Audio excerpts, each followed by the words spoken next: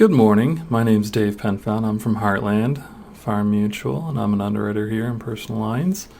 I thought this morning I'd go through our new business portal entry system just to help out everyone that needs to upload any policies to Heartland. Just a reminder that the portal itself can only be used as new business entry for personal lines only. So at this time, we don't do any endorsements via the portal or cancellations or commercial or farm. So it's merely for personal lines only. So one of the very first fields that pops up in the portal, usually it's through your BMS system that you'll enter in all your data, and it would transfer over to the portal itself to put in some missing fields. So one of our first spots is the first, last name, and date of birth. You'll notice that mandatory fields are going to be highlighted in yellow. So those fields do have to be filled out properly. And anything with a red asterisk or underlining red, that's important information. So, and we obviously need the date of birth in this instance to rate the policy. Any grayed out fields, you probably won't see too many of them on the portal, but they're locked in, so there shouldn't be any way to change that even on our system. So once they're grayed out, you can't edit it, so just a heads up. So tool tips, you'll see when you go through the portal, on the left-hand side, you'll notice there's an information section there. Make sure you take a gander over that, because this could provide you the answers that you're looking for if you run into any problems. So just a couple tips there while we just kind of figure out what is needed and what the portal is actually going to show. So here are our major tabs. On the very top, you'll notice there's 8 major tabs for the auto policy, and then on the bottom there's 10 tabs for the home policy. Now what I like to do, because I do work in the portal every day, is always go left to right. So the left is your policy tab, and the notes section is your very last tab, but your rate tab is the tab that you use to actually submit the policy to us or refer it to us as well. So this will be the first screen that is shown on the portal upload. So in this case, this is a property policy, and you'll notice that there's a couple orange tabs highlighted. That should stick out to you that there'll be information on there that you'll need to fill out before actually submitting the policy. So in this instance, you'll notice a date of occupancy on the very bottom. That's not filled out. So that's preventing some rating categories that need to get filled out. But in this case, our portal is pretty clever. When you do throw in your postal code, it does show up the proper city, and it's grayed out. That means you can't change the city itself. For any reason that it isn't getting the right address, in the notes section, I would put, the notes section is like your best friend on the portal. So any information that you can't put through or it's incorrect, put in the notes section. That way an underwriter can review it and make changes when we need to. So the first policy tab we'll go through is the first one, which is name and address. Very simple. It's exact same for the auto and the property. Just basic information, first, last name, postal code. This is the mailing address. So for any garage address, we'll get into that a little bit shortly. The next tab, this is on the auto side of things. The property side is very similar. Make sure you put your effective dates in properly. We've had some in the past that the effective date will be, like for instance, if you were to go in today, it could show August 20th as your effective date. So for any reason it's before that, let's say you bound it a week ago and this is the only chance that you've had to upload it, just make sure you put in your effective dates properly. If it does get issued with the incorrect effective date, it is a little bit of a mess to have it canceled and re-uploaded. So just a heads up, double check your effective dates before you release the policy. Underneath, you'll see the prior carrier company. We do have quite a lot of policies here with us at Heartland, but not all the prior carrier information is in there. So if there is one that isn't showing, then in this instance you can put unknown insurer and mention the policy in the notes section. Additional information, just like the auto application, this is where you're going to be inputting how many operators there are, if a policy has been canceled for non-payment, talks about explosives or radioactive material, if anyone's had a suspension or been canceled in the last 6 years. So if you are putting number of licensed drivers in the household as 3, you have to put 3 drivers in the driver section. And we'll go through it. Let's say they're insured elsewhere. There's a way around that, so we'll get to that shortly. Additional information, this is on the property side. It's very similar to the auto. So just make sure you're putting in all the information that you can. Underneath, you'll see the previous insurance information, and it talks about if it's been continuous. Make sure you do fill out that question, because that could play some factors in the rating for the claims-free protector if it does qualify for it. So just make sure this information is clear. Broker report. So this is a pretty important tab here. It's a sub-tab of the policy. If it's new to you and how long you've known them, so make sure that information is correct. This is also the section where you can refer it to an underwriter. Maybe your premium's out, or maybe you're having trouble entering in something that's not picking up properly. Maybe a coverage doesn't work. So you would select yes under would you like this policy referred to an underwriter. We would look at it within roughly 7 days or less, depending on the season, and we can get to that. Underneath, you'll see other policies. So in this case, the example that's given, it shows there's an auto policy and the binder button selected. Now you don't have to put anything in the auto policy number if you're writing the auto at the same time. So once the binder button is selected, it will give the discount. Let's say the policy is already here and you're writing the home. You would just put the policy number in the policy number field. Don't select binder. Just makes it nice and simple. And just make sure that if you are selecting yes on one of them, you have to select no or yes on the other ones. So this is the vehicle tab on the auto. So most of this information should automatically be generated when you put it in your BMS system. So just make sure you have the right vehicle in there. If you are looking for an OPCF 43, I believe there is a field that you can put the kilometers on the vehicle.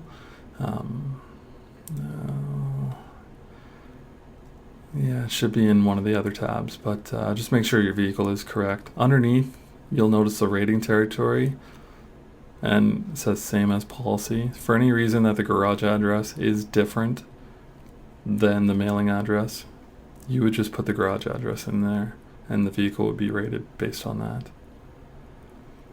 For any customized vehicles, I'll just mention that if you do have a vehicle that is customized, maybe for performance or height, maybe there's a truck that has a modification or a lift kit or anything like that, run it by your underwriter first. I'd probably get photos and as much information as you can, just to make sure that we're okay with the customized portion of the vehicle.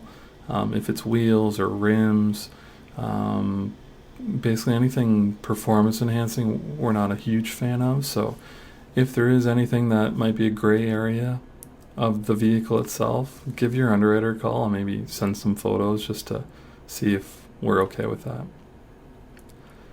Vehicle use. So we basically just have three options there: your pleasure use, your commute, or your business use. And just like the auto application, just same as the additional questions, just make sure you fill that out. Winter tire year, this is where you're just putting the year down for the winter tire if they do qualify for it. I believe it's 5 years that we do allow. So anti-theft devices, we don't have a lot of anti-theft device discounts that we actually allow, just because most vehicles now come with anti-theft devices already, and the rates actually take into account, thanks to the clear rating system, it's already built into the rate.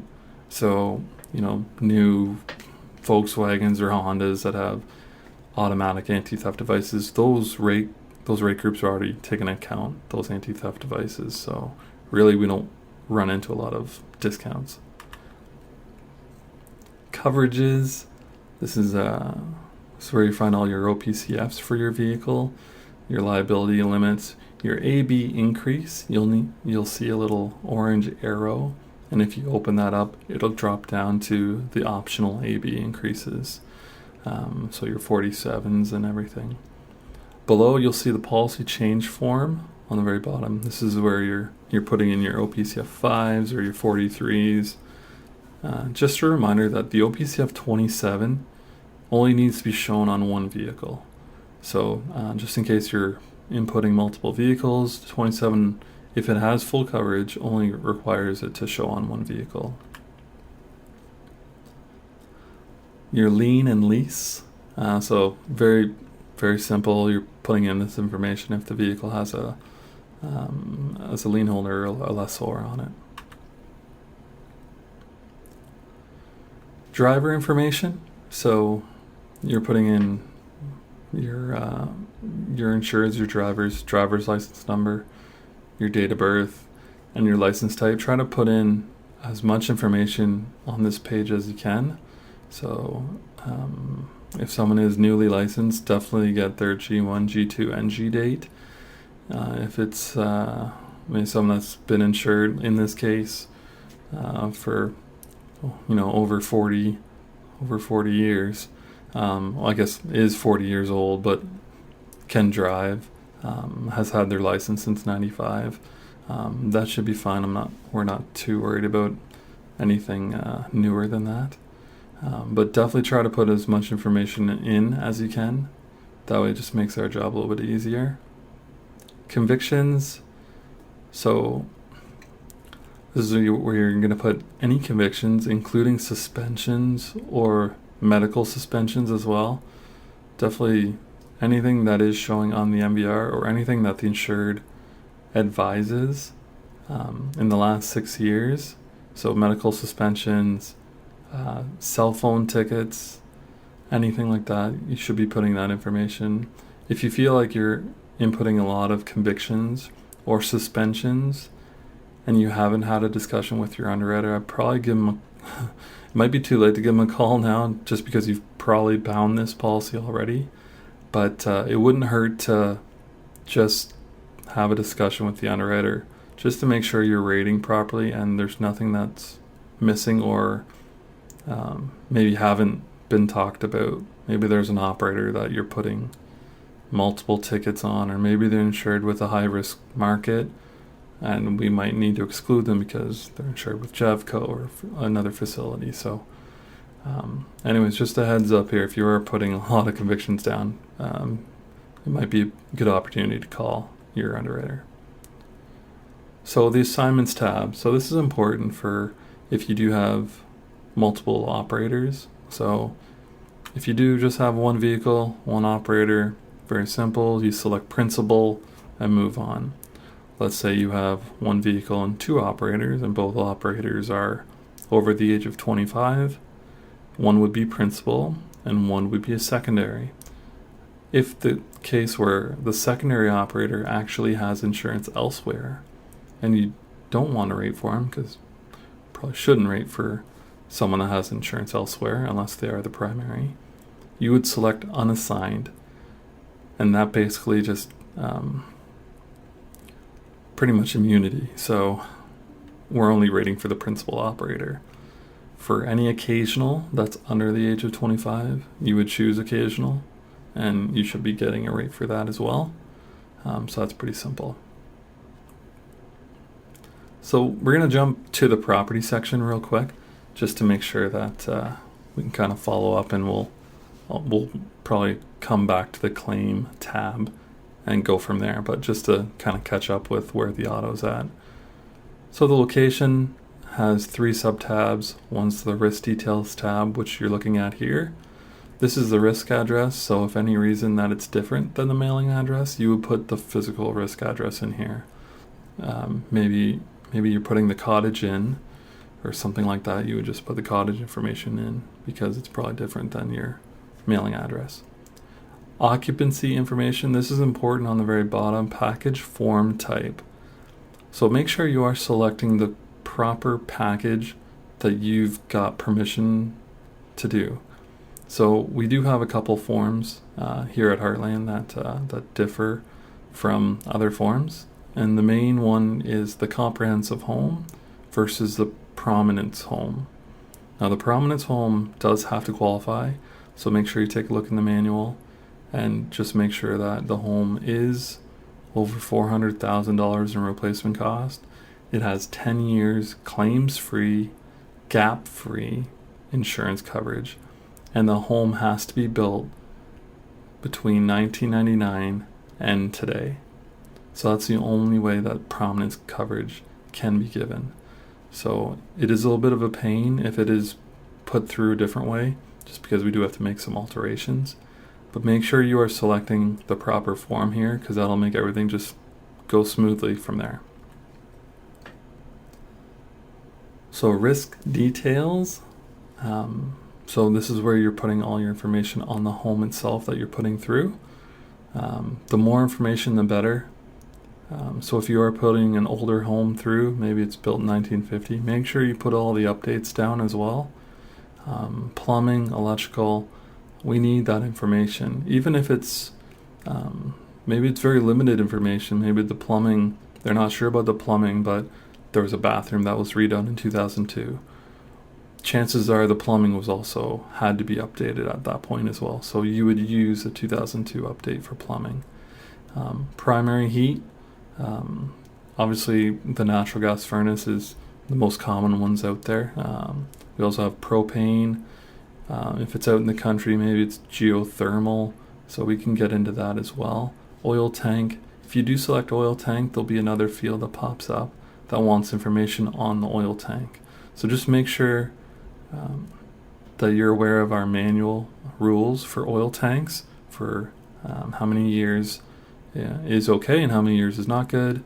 We don't allow 14 gauge tanks, so that's our biggest concern, and the age. Auxiliary heating apparatus, this is where you're going to put any secondary heating. So our biggest one that sticks out is probably wood stoves, pellet stoves, like corn stoves. So if you do select a fireplace insert that's wood, there'll be another section that pops up that will want information about that wood stove. If it's certified, if it's CSA or Warnock Hershey approved or ULC, how many cords of wood it's burning.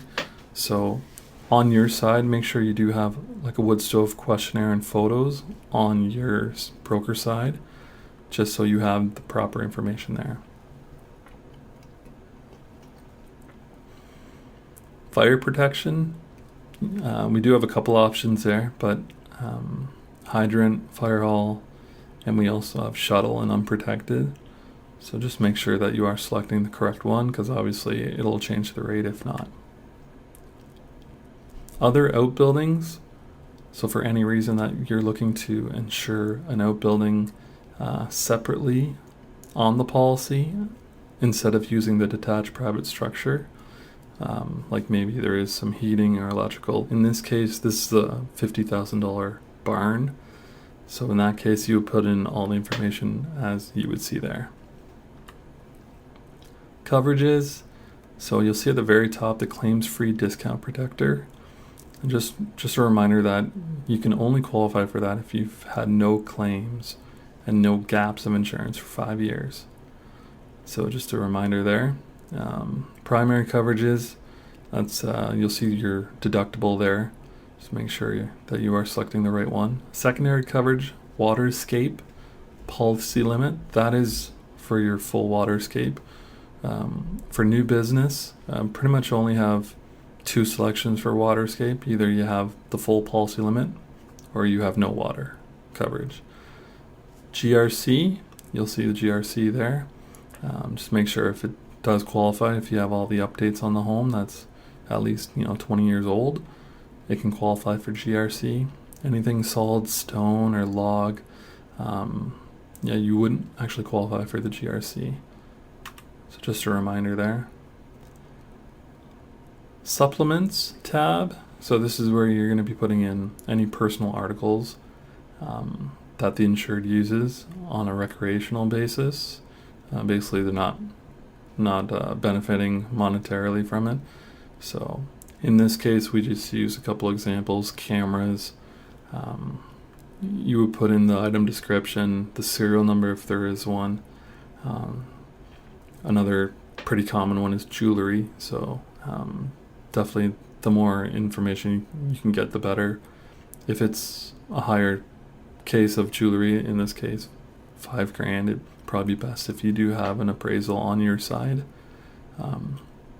And if any article that maybe is unique or obscure, make sure you have a conversation with your underwriter about that, just to make sure that you have the proper coverage for it. The one thing I'll mention about guitars, there's no trouble with guitars. The only thing I would probably just worry about is the amount of the guitar and also the use of the guitar. So basically, we're not looking to insure, Ed Sheeran's guitar or John Mayer's guitar on here. That's they're using their guitar to play shows and stuff like that. This is mostly just home use, hobby stuff. Nothing that you're really making profits on. Watercraft, you'll see here, we want to show everything separately. So instead of just advising there's 10 grand of boat, motor, and trailer stuff, we want to break that down because we have to show it actually broke down in a specific way. So make sure you get your boat value, your motor value, and your trailer value. And also if you can get the VIN number or the serial number, that'll be a little bit easier and it'll show properly on the actual policy when it prints out. Vacation trailer, so very simple. Just make sure you're putting in your trailer amount. If there's any contents amount that they also need with the trailer, you put that in here too. Here's your liability tab. So this is important, just like the actual application itself. Just make sure you're selecting everything that needs to be selected. So if there's a co-occupant that requires coverage, maybe there's a spouse that isn't on the deed, but you would like them for contents and liability coverage, you would select yes there, and then there's a box that would pop up and you would put their name in there. If there's any solar panels on the premise, so either on the roof or on the ground, you would select yes for renewable energy, and then there'll be a little box that pops up and you would put in the value of the solar panels and if it's microfit or not. So just a heads up there. On the very bottom, it does talk about animals, so and garden tractors. If you do have a garden tractor, and you would select yes, and then you would put the horsepower in. If it's anything over 30, then actually it would give you limited farm liability. So just a heads up there. And for animals, basically, since this is only a personal lines portal, definitely we're not looking to to put in multiple numbers here. Probably less than 2 to 4 animals would probably be our wheelhouse, let's call it. And if there's any farming activities and you are selecting yes, make sure your underwriter knows about those farming activities. So maybe they have a little bit of acreage and they rent a little bit of land for hay or cash crop or anything like that. That would show up. Coverages, this is where you're going to put in your liability limits. Pretty much everything here is automatically selected from what your answers were on the previous screen.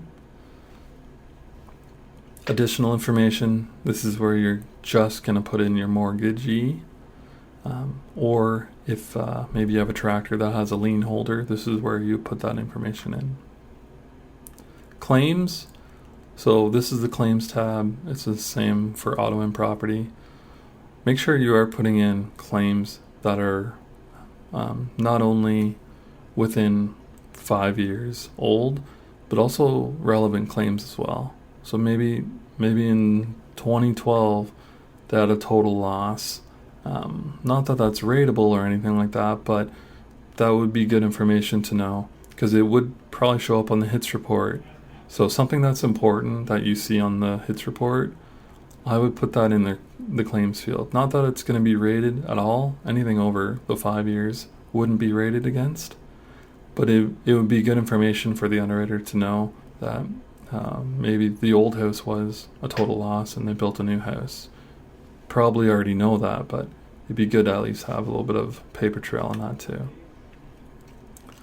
Billing information, this is auto and property, it's the exact same. So we do have a couple options for billing.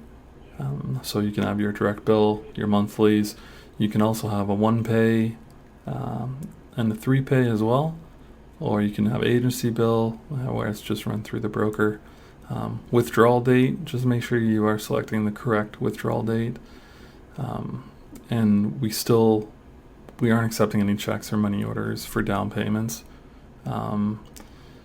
Given the type of, if it is in the summertime, usually most companies do get a little bit behind. So down payments and stuff can be very tough to deal with, especially with mail. So just best to probably not do a down payment with it. So here's a busy tab. So this is the rate tab. This is your biggest action tab. So this will show lots of information. We'll just kind of go through a little bit of what it's going to show you. So first off, under the actions options, there'll be a submit button. There'll be a no thanks option, a print, and a save, and a close. So the submit button will either give you two things. It'll give you a policy number, or it'll give you a quote number. So if it does give you a quote number, that means this policy has been referred to an underwriter to review. That underwriter will work with you or will submit it on your behalf, and the policy number will be generated. So that's one of the options. So the other option is no thanks, which is basically maybe you're just using the portal just to quote, because you can use the portal to quote if you really wanted to. It's going to give you, your credit ratings or your quotes for the auto if you're not using CompuQuote or anything. So if you are using quoting just for quote purposes, you can click no thanks and it won't submit a policy. Print, you can actually print a fully populated CZO app. So if you do want to print it out, then you can do it that way if you want. You can also hit save, which would save your work in progress basically, and you can go in later and complete it. Let's say you're working on a policy before lunch and you're not quite done. You can always hit save just so your work's not lost, and then go back after lunch, open it up and complete it. So the notes tab. So notes are great. You can actually add notes on any screen and it's live. So it also timestamps it, date stamps it, and username stamps it. So we know exactly who is leaving these notes. As much information as you can is better than no information. So other operators in the household, their insurance company, their policy number, any information on the property, any details about the house that you can't put in the portal itself, maybe stuff that's going to follow up later. Maybe you want to let us know about something that couldn't be discussed over in entering the policy number. Then you would put that in the notes section. So opinions. So these opinions will show up on the far left. What I would suggest is when you do get to the rate tab and you click on the rate button, there probably will be an opinion or two that'll show. So make sure you open those up. They're going to be generated. So just to give you a highlight of maybe some rules that aren't firing properly. So there could be a whole bunch of different reasons, and I'll kind of go through 3 different types of opinions that show up and which ones are very important to deal with and ones that are just like an FYI. So the first one is just a message, which are pretty important. So in this case, it talks about the number of drivers in the household that are different from the number of operators on the policy. So making sure that your operator tab is filled out appropriately. So if you did put 3 drivers, there should be 3 drivers in the driver section. So just make sure those numbers match up, because we do need to know the driver's license and driver's information of everyone in the household, even if they're not in the household and they operate the vehicle. Maybe it's a brother or cousin, or maybe even the neighbor operates your vehicle once in a while. It'd be good for us to actually understand that too. Referrals. So mostly there's only a couple different referral messages that'll actually show up. So no big deal if it does say it's going to be referred to an underwriter. It means we're going to have a look at it. There's something that's pressing that needs to get worked on. Ineligible. So this one pretty much stops everyone in the tracks. So the first thing I would do if you were to get an ineligible message is make sure, first off, it does qualify for us. So for an auto policy, make sure the tickets make sense. You're not putting 4 tickets down and you're wondering why it's ineligible. For the property, if you're putting in 2 claims in the last 5 years, that'll probably be a reason why it's ineligible. The other reason to make sure that you have the correct fire hall protection rating. So that's one thing that ineligible, the territory code is not valid.